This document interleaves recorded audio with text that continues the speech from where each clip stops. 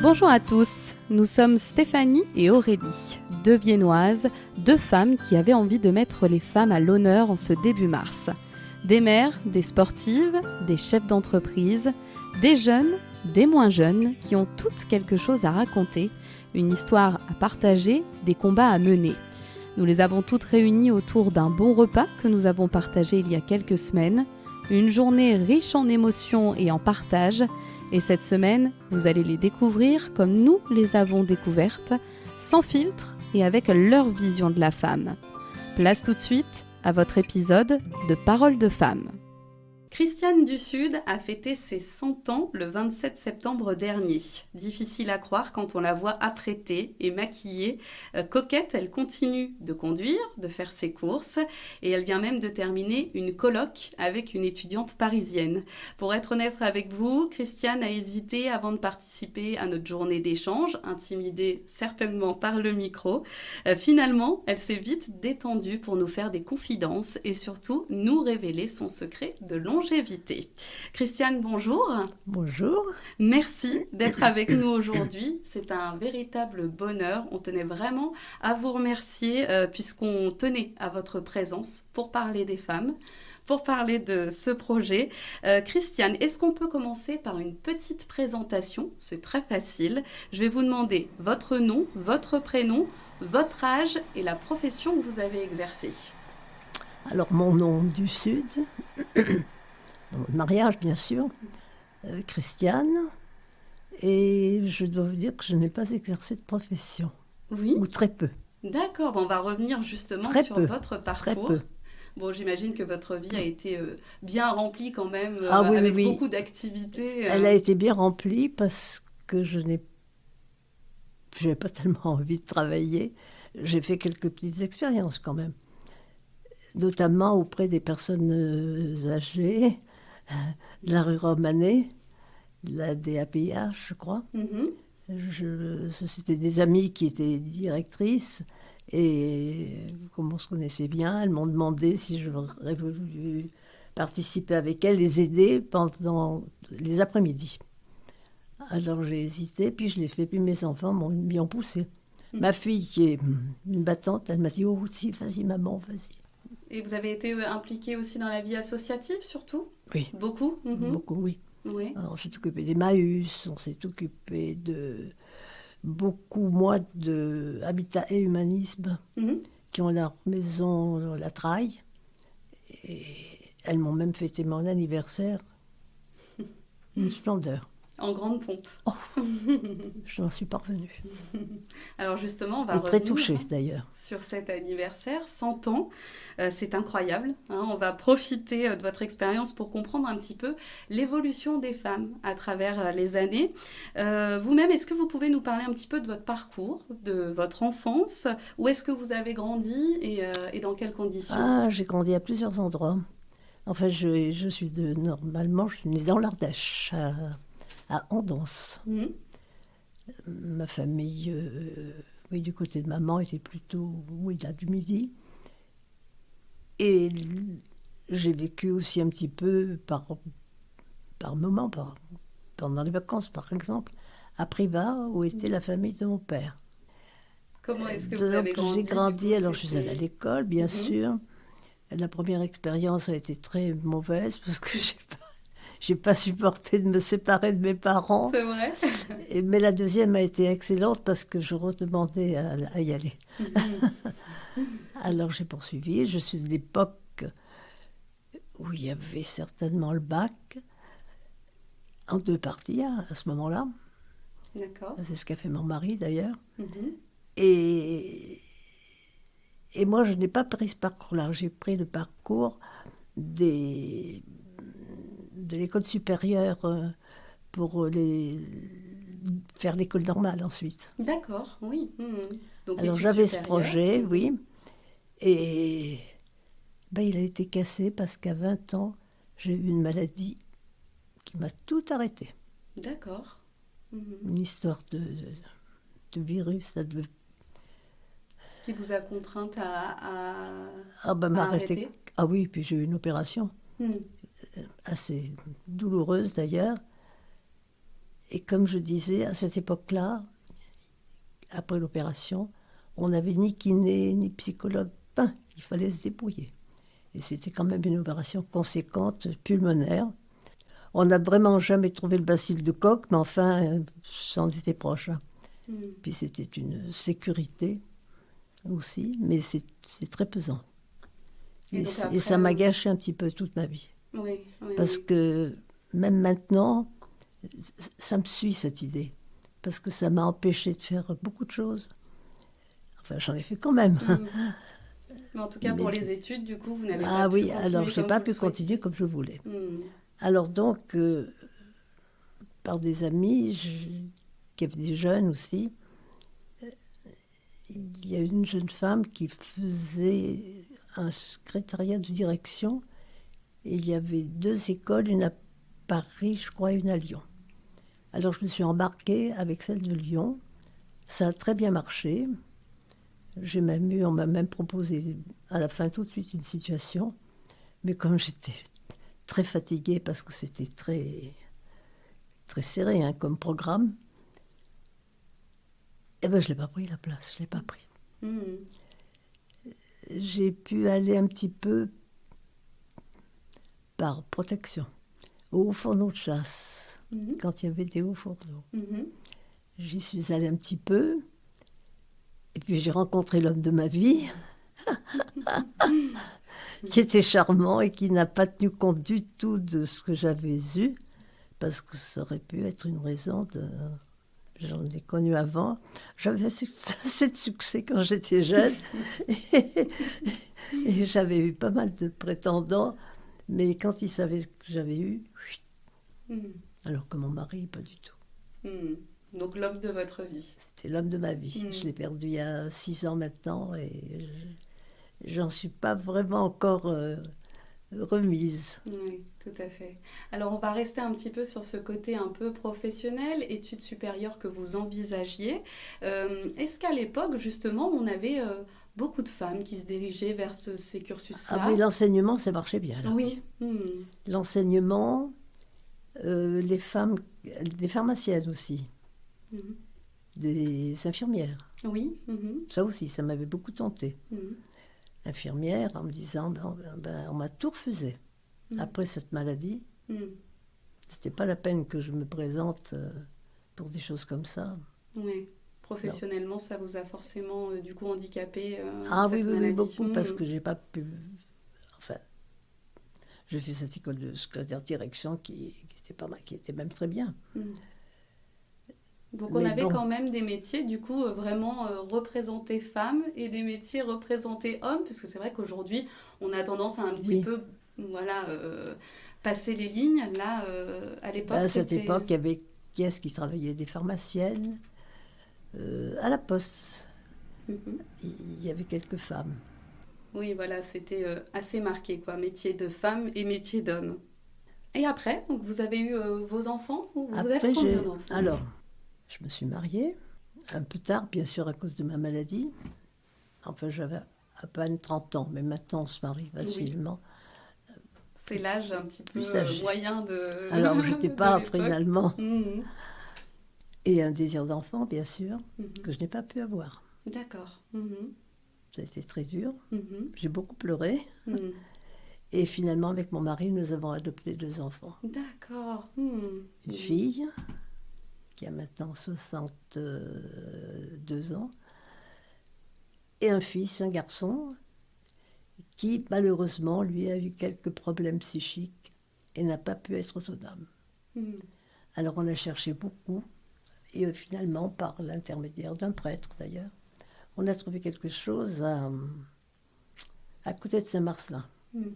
Il s'appelle le Perron, qui est un endroit vraiment, un lieu de vie extraordinaire. Ah vraiment, je le recommande. Mhm. Parce qu'en même temps, il y a du travail quand même. Ils ne sont pas sans rien faire, il y a des ateliers Mhm. de toutes sortes, et lui, il s'est bien intégré. Et il s'y plaît beaucoup. Mhm. Mais il se débrouille bien, il prend son train, il prend son bus. Il est quand même pas... Mhm. Il se débrouille très bien. Alors c'est intéressant cette partie de votre histoire aussi, ce lien avec l'adoption. On sait qu'aujourd'hui c'est très compliqué, Ah, ce sont des longues procédures. Comment c'était vous quand vous vous êtes très lancé dans facile, ce très parcours-là? facile. C'est vrai? Mhm. On a à peine attendu 1 an. Mhm. Oui, donc c'est des Alors choses que maintenant, oui, oui, inenvisageables aujourd'hui, oui. oui, Mhm. oui. Donc ma fille, c'est sur Lyon. Et mon fils, puisque nous avons habité quelque temps avec mon mari la Savoie, lui, c'était Annecy. Il est né à Annecy. Et donc les procédures étaient beaucoup plus faciles. Très facile, Mhm. très facile. Mhm. On a vu surtout qu'à Albertville, où nous avons résidé quelque temps, quand on a eu ma fille, oui, puis Pierre-Antoine après. Mon mari connaissait bien le procureur de la République. Alors, ça a été très Ça facile pour facilite les relations. Mhm. comment ça s'appelle, l'adoption plénière, non? Je ne sais pas Mhm. comment ça s'appelle. Mhm. Enfin, ça a été très rapide. Oui. Mhm. Ils ont tout de suite eu notre nom rapidement. Bon, bah tant mieux pour vous. Oui, oui, oui, on n'a Hmm, pas attendu là. hmm. Alors, en termes d'éducation, comment est-ce que ça se passait aussi à votre époque? Parce que là aussi, c'est un sujet qui évolue beaucoup Ouais. avec le temps. Comment est-ce que vous voyez les choses à l'époque et comment est-ce que vous les voyez aussi aujourd'hui, si on peut faire un parallèle entre l'éducation des enfants à l'époque et aujourd'hui? Oui. Euh, Ça dépend dans quel milieu on se place, je Hmm. pense, dans l'éducation des enfants. Parce que j'ai l'exemple de mes petits-enfants qui Oui. sont mariés tous les deux. Et mon petit-fils est assez sévère avec ses enfants, hein. Il y a une tenue, il y a une... Ils sont adorables d'ailleurs. Mhm. Chez ma petite fille, elle a un petit garçon. Lui, il est plus tonique, hein. Très même. Alors, il y a des fois des petits débordements, ce qui fait des fois des petits conflits entre le frère et la sœur. Parce que mon petit-fils, alors, hein, quand il a dit quelque chose, il ne faut pas le dire 2 fois. Hmm. Et vous, les Et méthodes moi, alors moi, à mon d'éducation? époque, Oui. moi, personnellement, j'étais assez libre, hein. Oui. Mes parents me- on n'avait pas tellement d'occasion de sortir. Si, on allait au cinéma avec des amis. J'ai eu l'occasion, pendant la guerre, par contre, de faire des... À ce moment-là, ça s'appelait des surprises parties. Comme disait un docteur qui s'occupait de Pierre-Antoine, il disait, à mon époque, on disait des surprises parties, maintenant c'est des booms. Et puis maintenant, je ne sais plus comment ça s'appelle. Oh, le mot boom est encore utilisé. Oui, alors vous voyez, même à mon époque, on a Mhm, passé des soirées dansantes, est arrivée la guerre, mon père connaissait les Américains qu'on a invités, mhm, et ils venaient participer aux soirées, c'était très sympa. mhm, Et vous voyez, c'était en 40, hein, mhm, mhm, donc on a une certaine liberté. mhm.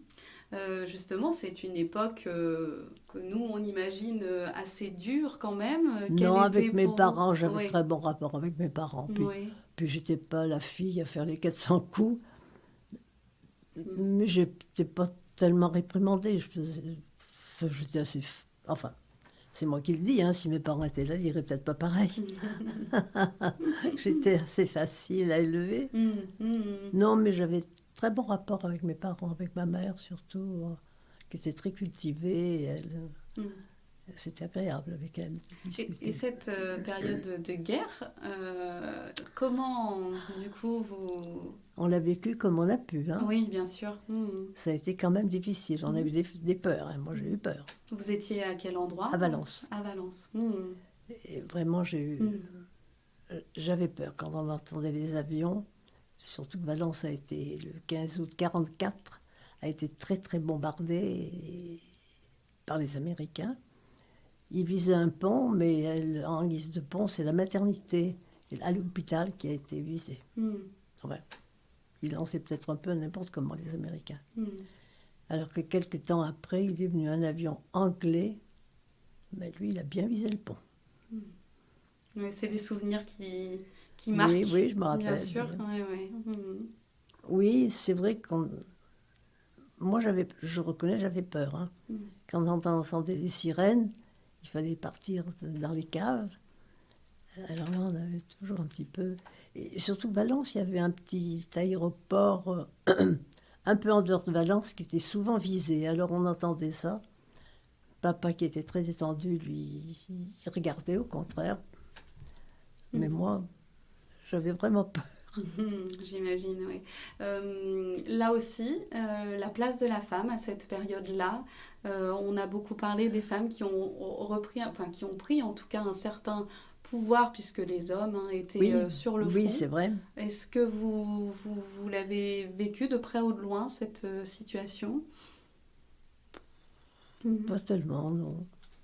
Non, je sais pas, on ne devait pas bien s'en rendre compte. Je sais pas, on avait 20 ans, on était plus insouciants peut-être, Bien sûr, oui. quoique touchés par la guerre. Hein. Et puis j'imagine que vous viviez au jour le jour, quoi. On essayait Ah ben oui, à de... cette époque-là, oui, on préparait sa valise au cas où il fallait fuir. Mais ça m'a pas empêché de circuler un peu et même de voyager. Nous avions des cousins à Chartres. Oui, Et même pendant la guerre, on y est allé. vous avez pu vous Ah, déplacer. c'était pas très drôle dans les trains. Mm. On avait quand même un peu peur parce que les Allemands passaient, vous demandaient. Ça donne un petit frisson quand même. Bien sûr. Mais on a pu quand même faire ces voyages. Ouais, Un peu ouais. peur quand même. C'est pas des moments faciles, bien sûr. Donc la guerre, on en a parlé, mais il y a aussi eu des évolutions considérables pour les femmes ces dernières années. Je pense, oui. voilà, par exemple, au droit à l'avortement, droit de vote, Oui, droit à avoir un chéquier, qui ne date, voilà, c'est ça. qui est assez récent, Oui, finalement. oui. Vous, est-ce que vous vous souvenez de toutes ces avancées qui arrivaient un petit peu pour les femmes? Est-ce qu'il y en a Ah, mais le droit de vote, oui. qui vous a marqué? J'en fais partie, j'en Ouais. faisais partie. Hein. Bien sûr, oui. Donc j'ai voté pour la première fois. Oui. On ne savait pas bien, on n'était pas tellement initiés dans la politique. Hein. On en parlait bien moins que maintenant. Il n'y avait pas tous les médias que nous avons maintenant. Mais j'avoue que la période qu'on vit maintenant, elle n'est pas tellement drôle, je trouve. Oui. Vous voyez ça comment, vous, Ben, avec je ce que trouve vous avez qu'on va vécu? vers une évolution qui... Je sais pas, je trouve qu'il y a des choses bizarres. Oui, c'est-à-dire sur quel point? Qu'est-ce qui vous interpelle, surtout? Eh ben, l'évolution dans le sens où on voit des tueries, où on voit les femmes agressées. Moi, je trouve que c'est incroyable, ça. Alors, est-ce que ça se produisait à notre époque, mais qu'on ne le savait pas? Je ne sais pas. Tout à fait, oui. Maintenant, on sait beaucoup les choses. Que trop, d'ailleurs, à C'est mon ça. avis. Est-ce qu'il n'y a pas, voilà, en effet, plus, voire trop d'informations Oui. qui font... Il y a beaucoup de connaissances de mon côté qui me disent sur les informations, on ne les écoute plus. Vous les écoutez, vous? Un Vous les regardez? Un peu. Oh, les informations à la télé, non. J'aime bien la radio. Parce que là, vous avez combien de petits-enfants et de... 3. 3 petits-enfants. 2 du côté de mon petit-fils, une fille et un garçon, et un petit garçon du côté de ma petite-fille. Qui ont du coup quel âge? Alors là, chez mon petit-fils, il a une grande fille, enfin je dis une grande fille parce qu'elle fait beaucoup plus que son âge, elle a 10 ans. 10 ans. Son petit frère a 6 ans, et le tout dernier vient de fêter ses 3 ans. Donc là, c'est la toute dernière génération. La dernière génération. Comment, qu'est-ce que vous pourriez leur dire? Comment est-ce que ça va évoluer? Comment est-ce que vous voyez les choses? Peut-être même particulièrement à votre fille, puisque là, on est dans ce contexte de la journée de la femme, à votre donc arrière-petite-fille de 10 ans. Qu'est-ce que vous pourriez lui dire? Comment ça se passe aujourd'hui par rapport à avant? Moi, je trouve que ça se passe bien. Ils sont jeunes encore quand même. Alors, je terminerai avec une question qu'on va poser à toutes nos invités de cette semaine. Pour vous, qu'est-ce que c'est qu'être une femme en 2023? Une femme en 2023, ben, les femmes sont assez modernes, là, maintenant. Elles sont libres. Elles sont... Moi-même, enfin, avec mon âge, évidemment, je trouve que les filles, notamment, elles ont beaucoup d'audace maintenant. Elles ont beaucoup... Moi, ça me gêne un peu. Certaines. C'est pas une généralité, hein, que nous n'avions pas. On était plus réservés. On ne faisait pas du chahut dans les rues où on crie, on s'exprime à haute voix. Et ça peut vous gêner, du coup, de voir... Ben, j'aurais pas aimé que ma fille soit comme ça. Mhm. Je crois que ça n'a pas été le cas. Elle a été assez... Elle est très, très dégourdie, ma fille. Elle m'embarque dans beaucoup de choses. Parce qu'elle veut pas que je reste inactive. Alors, vous avez l'air quand même bien active. Ah, les après-midi sont longs, quelquefois. Si je peux pas sortir. Là, avec le temps, avec le froid, j'étais très gênée. Je suis très frileuse. Mhm. Parce que je bouge peut-être pas assez vite. C'est ça. Mhm. Je vais pas me mettre à passer l'aspirateur, à faire un tas de choses. Ça non, c'est pas dans mes cordes. Ça n'a jamais été d'ailleurs beaucoup dans mes cordes. En tout cas, on voit que vous prenez soin de vous. Ah, je prends Ça- soin de moi, oui. J'ai oui. dit à mes enfants, le jour où vous me verrez mal fichu, mal habillé, pas... Vous direz, cette fois, ça va pas bien. Merci Christiane, ça a été un plaisir vraiment de partager ce petit moment avec vous. Finalement, le micro ne fait pas si peur, ça Ah va? non, non, non. Écoutez, je vous souhaite une belle vie avec votre famille et vous n'imaginez même pas à quel point votre témoignage est précieux pour nous aujourd'hui. À bientôt À bientôt. et moi je vous dis à demain pour un nouvel épisode de Portrait de femme, cette fois-ci avec Stéphanie. Prenez bien soin de vous.